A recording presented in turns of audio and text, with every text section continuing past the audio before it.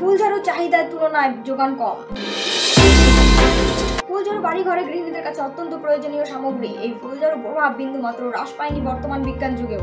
উপরন্তু এই ফুলঝাড়ু কদর দিন দিন বৃদ্ধি পাচ্ছে। ত্রিপুরা চাহিদা মিটিয়ে ফুলঝাড়ু পাড়ি দিচ্ছে এবার বহিরাজ্যেও।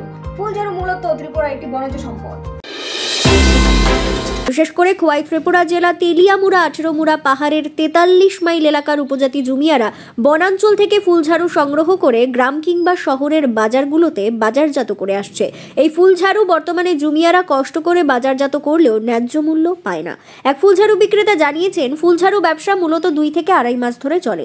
জমিয়ারা প্রতি ফুলঝাড়ু 25 টাকা দরে বিক্রি করে শহরের ব্যবসায়ীদের কাছে। এবার শহরের ব্যবসায়ীরা সেই ফুলঝাড়ু বিক্রি করছে চড়া দামে, যা মানুষের ক্রয় করার ক্ষমতার বাইরে।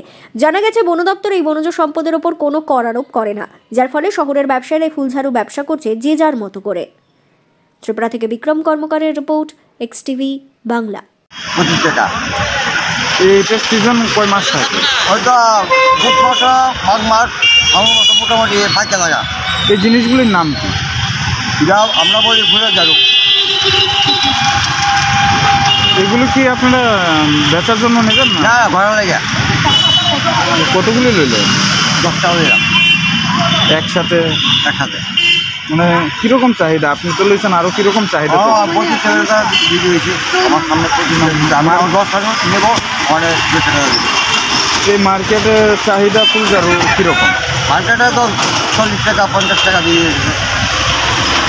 এখন টাকা বাজারে লাগিয়ে করে ঠিক আছে। আপনার নাম? দীপক কুমার দেব। এটা কোন জায়গা? এটা তেলিয়ামুড়া। আপনার বাড়ি? এখন তো কাজ শুরু হয়ে